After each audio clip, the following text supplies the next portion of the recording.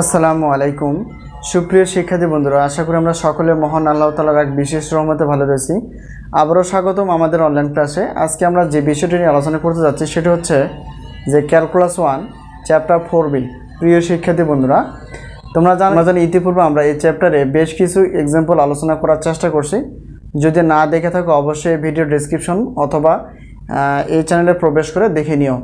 তো আজকে আমরা আমাদের যে সাজেশনটি দেওয়া ছিল সেই সাজেশন অনুযায়ী আমরা ক্লাসটি দেখার চেষ্টা করব। খুবই গুরুত্বপূর্ণ একটি প্রশ্ন, আমরা প্রশ্নটি দেখব এবং সেই অনুযায়ী লিবনিজের সূত্র প্রয়োগ করার চেষ্টা করব। d⁻n+1 by dx⁻n+1 x⁻n ln x equal n⁴ x, এটা আমাদের প্রমাণ করতে হবে।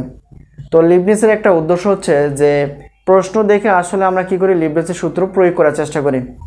তো যখন দেখা যায় যে এখানে ধরো yn+2, তার মানে এখানে এক্সের সাপেক্ষে দুইবার অন্তরীকরণ করার পর আমরা লিবনিজের সূত্র প্রয়োগ করি। যখন এরকম দেওয়া থাকে, দেখো yn+1, তার মানে বিষয়টা হচ্ছে যে এক্সের সাপেক্ষে আমরা একবার অন্তরীকরণ করার পর আমরা লিবনিজের সূত্রটি প্রয়োগ করি। তো এখন এখানে দেখো এই জায়গাটা অর্থাৎ yn+1, এটাই হচ্ছে এই জিনিসটা। মানে এটা যদি আমরা উঠিয়ে দেই অর্থাৎ এটা যদি কপি করে বসাই তাহলে দেখা যাবে yn+1 মানে এই জায়গাটা সমান এটা, ঠিক আছে? মানে এটাই কিন্তু এভাবে এটা দেওয়া আছে। তাহলে বোঝা যায় যে এখানে এক্সের সাপেক্ষে একবার অন্তরীকরণ করে লিবনিজের সূত্র প্রয়োগ করলে এই প্রশ্নটি অ্যান্সার চলে আসবে। এটা একটা পার্ট। তো এই পার্টকে আমরা আলাদা করে হিসাব করব। তো ধরি বা মনে করি, তো এটা ধরে নিব, মনে করি y equal x⁻n ln x, ঠিক আছে? অর্থাৎ এটা হিসাবের সুবিধার্থে এটা কি পার্টটাকে আমরা কি করলাম, আলাদা করলাম। তো অনেক বোর্ড বইয়ে দেওয়া আছে, একটু খেয়াল করো, ডি প্রয়োগ করি এরকম একটা কথা আছে। ডি প্রয়োগ করা মানে হচ্ছে যে অন্তরীকরণ করা। তো যে জিনিসটা আমরা লিখি d/dx এরকম লিখি, তো সেখানে এখানে ডি দেওয়া আছে। তো একই কথা, তোমরা চাইলে ডি প্রয়োগ করো বা প্রয়োগ করি বা সাইডে লিখতে পারো, উভয় পক্ষকে আমরা কি অন্তরীকরণ করি একটা লিখলে চলে। তো যাই হোক, আমরা এটা না লিখে আমরা এইভাবে লিখবো। তো d/dx y d/dx, অর্থাৎ সোজা কথা হচ্ছে যে আমরা এক্সের সাপেক্ষে এটাকে একবার অন্তরীকরণ করব, ঠিক আছে? অর্থাৎ এক্সের সাপেক্ষে আমরা একবার অন্তরীকরণ করব। এখানে দেখো তো আমরা জানি d/dx কে, অর্থাৎ এক্সের সাপেক্ষে ওয়াইকে অন্তরীকরণ করলে আমরা জানি 1 হয়, ঠিক আছে? তো এখন যদি বলি d/dx y1 কে অন্তরীকরণ করলে কি হবে, y2 হবে। আবার d/dx y2 কে যদি আমরা অন্তরীকরণ করে ফেলি তাহলে এটা আসবে কত, y3। তো এইভাবে ক্রমান্বয়ে চলতেই থাকবে। তো এত কিছু আমাদের জানা প্রয়োজন নেই। অর্থাৎ d/dx y কে অন্তরীকরণ করলে অর্থাৎ y1 হয়।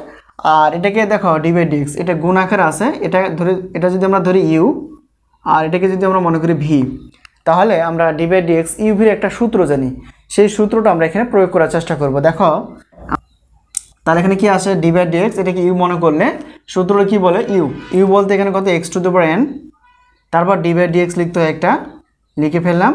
আর v বলতে এখানে কত ln x, সূত্রের প্লাস, আবার v বলতে এখানে কত ln x, এখানে কি লিখতে হবে, d/dx লিখতে হবে। আর এখানে u বলতে এখানে কত আসতেছে, x⁻n। আশা করি এই পর্যন্ত আমরা খুব সহজে বুঝে গেছি। দেখো এটা যা আছে বাম পাশে, y1 ইকুয়াল এখানে কত n আছে, এটাকে দেখো x এর সাপেক্ষে অর্থাৎ d/dx ln x, আমরা সূত্র জানি যে 1/x হয়, ঠিক আছে? প্লাস আর এখানে কত ln x আছে, ln x, আর এটা যদি সূত্র ব্যবহার করি অর্থাৎ একদম অরিজিনালি সূত্রটি অর্থাৎ d/dx x⁻n, তাহলে সূত্রটি হচ্ছে এখানে n x⁻n-1। আশা করি এই পর্যন্ত আমরা খুব সহজে বুঝে গেছি। এখন হচ্ছে y1 এখানে যা আছে তাই এটা উপরে গুণ হবে, অর্থাৎ x⁻n হয়ে গেল আর নিচে x থেকে গেল প্লাস। তো এখন এই জায়গাটা একটু কাজ করতে হবে যাতে করে আমরা যেখানে আমরা মনে করছিলাম বা ধরে ফেলছি যে y সমান এটা হয়, তখন এটা সমান এটা লিখতে পারি। তো এখানে এমন কিছু কাজ করতে হবে যাতে করে x⁻n এবং ln x তৈরি হয় এবং সেই সুবাদে আমরা y-কে এখানে বসাতে পারি। কত আছে ln x থেকে যাক। আর এখানে দেখো এখানে nটাকে আমরা এভাবে লিখতে পারি আর এটাকে একটু ভাঙতে পারি, ঠিক আছে? এটার সাথে মিলানোর জন্য। তো তো যদি ভাঙি এভাবে x to the power N dot x to the inverse, এটা এ হয়ে যাবে। তো এটা যদি হিসাব করি আমরা 19-এ যে সূত্রটা শিখছিলাম, অর্থাৎ a to the power m into a to the power n, অর্থাৎ দেখো ভিত্তি যখন একই হয় গুণের সময় পাওয়ার যোগ হয়। তো এখানে দেখো এ ভিত্তি একই, পাওয়ার আলাদা, কিন্তু গুণের সময় পাওয়ার যোগ করতে হয়। তো এটা যদি আমরা প্রয়োগ করি, এখানে দেখো এই হিসাবটা যদি দেখি এখানে, তাহলে এক্স এখানে এন প্লাস -1, ঠিক আছে। তাহলে এক্স এক্স এক্স প্রথম পর এটা আর দ্বিতীয় পরের মাঝে যোগ হয়। আর এটা যদি হিসাব করে দেখো এখানে এক্স এন প্লাস -1, তাহলে এটা থেকে যায়, ঠিক আছে। অর্থাৎ এই হিসাবটাকে ভেঙে আমরা এটা তৈরি করতে পারি।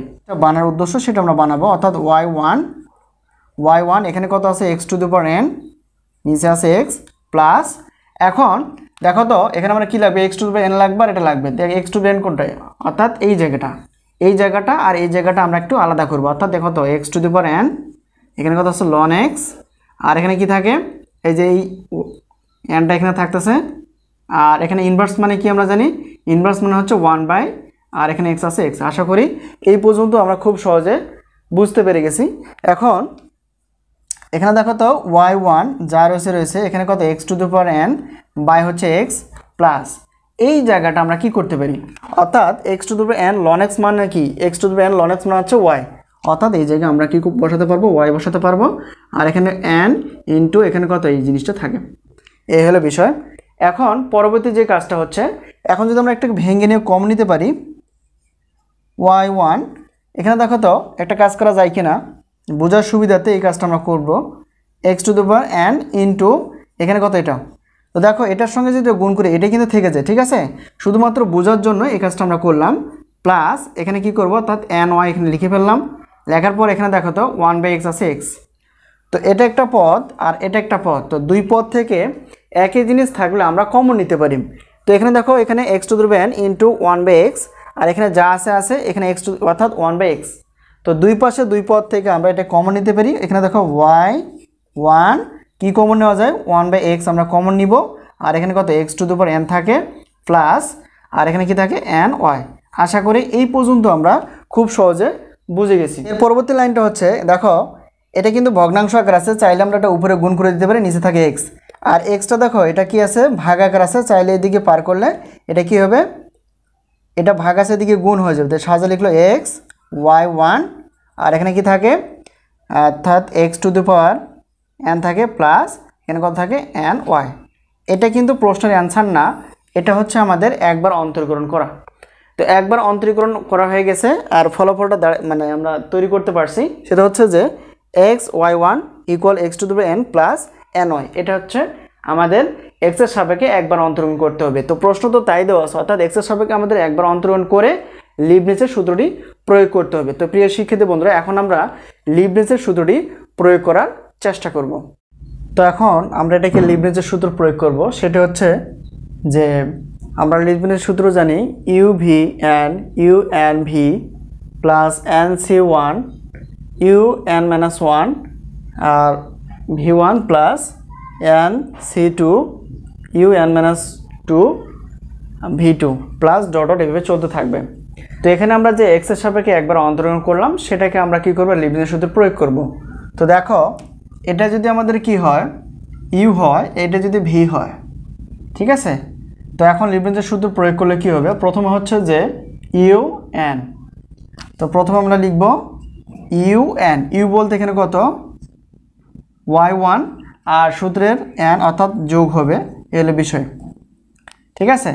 1 ছিলই, আর এখানে কি থাকবে n থাকবে, তো এখানে n যোগ হয়ে গেছে। এরপর পরেরটা হচ্ছে যে ভি বলতে কোনটা, এখানে x, ভি বলতে x প্লাস, আবার এখানে কত লিখতে হবে NC1, তারপর লিখতে হবে UN-1 অর্থাৎ ইউ বলতে এই জায়গাটা আমরা এটাই লিখবো, অর্থাৎ yn+1, আর সূত্রে -1 এখানে লিখতে হবে -1 লিখে ফেললাম। এরপর লিখতে হয় কি, অর্থাৎ ভি, অর্থাৎ এই ভিটা যা ছিল এখানে V1 হবে, অর্থাৎ x এর সাপেক্ষে অন্তরণ করলে x-কে এটা আমরা কত অন্তরণ করলে হবে, এটা 1, এই হলো বিষয়। তারপর কি করতে হবে প্লাস, অর্থাৎ এভাবে চলতেই থাকবে, যেহেতু এখানে দেখো একবার x এর সাপেক্ষে একবার অন্তরণ করলে এটা 1 থাকে, অর্থাৎ আর চলক থাকে না, তাহলে আমরা পরবর্তী ধাপে আর যাব না, অর্থাৎ এই জায়গা পর্যন্ত আমাদের আসবে না, ঠিক আছে। আশা করি বিষয়টি ক্লিয়ার। তো এখন দেখো এই পাশে যদি আমরা লিবনিজের সূত্র প্রয়োগ করি, এখানে দেখো x⁴n, এখানে ইউ আর ভি হিসেবে কিছু নেই। তো যখন কোনো একটা পাওয়ার নির্দিষ্ট এবং অনির্দিষ্ট হিসেবে থাকে তাহলে সেক্ষেত্রে আমরা কি করতে পারি, একটা হিসাব করতে পারি। যখন x⁴n অর্থাৎ অনির্দিষ্ট পাওয়ার, অর্থাৎ n বলতে কোনো নির্দিষ্ট পাওয়ার না, আর নির্দিষ্ট পাওয়ার বলতে এখানে 2 3 4 ডট ডট এভাবে চলতে থাকবে।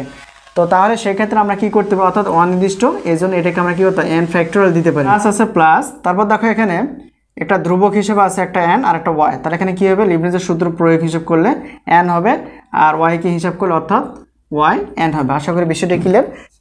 তো এরপর দেখো এখানে হিসাব করলে কত, অর্থাৎ এক্সটাকে যদি সামনে নিয়ে আসি, আর এখানে yn+1 যা আছে তাই প্লাস, আর এটা আমরা জানি nc1 অর্থাৎ nc1 মানে হচ্ছে n। তো এটা আমরা এখানে লিখবো এখানে, আর এখানে কত, এটা কাটা হয়েছে প্লাস মাইনাস, এখানে কত yn আর 1 দ্বারা গুণ করে এটাই হয়।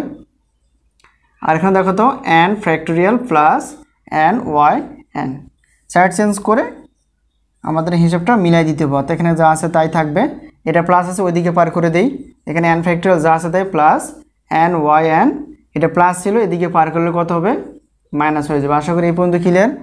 এরপর আমাদের এখানে দেখো xyn+1 যা আছে তাই, আর এটা কাটা হয়ে যাবে, আর এখানে কত n ফ্যাক্টোরিয়াল থাকে। তো যেহেতু আমাদের এখানে n ফ্যাক্টোরিয়াল দেখাইতে হবে উপরে ভগ্নাংশ আকারে, তাহলে এখানে কি করব আমরা, এখানে yn+1 আর এখানে কত হবে n ফ্যাক্টোরিয়াল, আর এখানে গুণ আছে x, এটা কি হয়ে যাবে, ভাগ হয়ে যাবে। এটি হলো এই প্রশ্নটির মানে আমরা অ্যান্সার করতে পারলাম। আশা করি বিষয়টি ক্লিয়ার। যদি কোনো জায়গায় বুঝতে অসুবিধা হয় অবশ্যই কমেন্টসে লেখার চেষ্টা করবা। তো এই হলো বিষয়, অর্থাৎ আগেই বলছিলাম আমরা yn+1 মানে হচ্ছে এই জায়গাটা, ঠিক আছে। তাহলে এটার সঙ্গে আমরা কি প্রমাণ করে দেখাতে পারলাম। জায়গায় বুঝতে অসুবিধা অবশ্যই কমেন্টসে লেখার চেষ্টা করবা। তো আজকে এই পর্যন্তই, আবারও দেখা হবে পরবর্তী পর্বে বা পরবর্তী উপপাদ্য বা প্রশ্ন নিয়ে। তো সেই পর্যন্ত ভালো থেকো, আল্লাহ হাফেজ।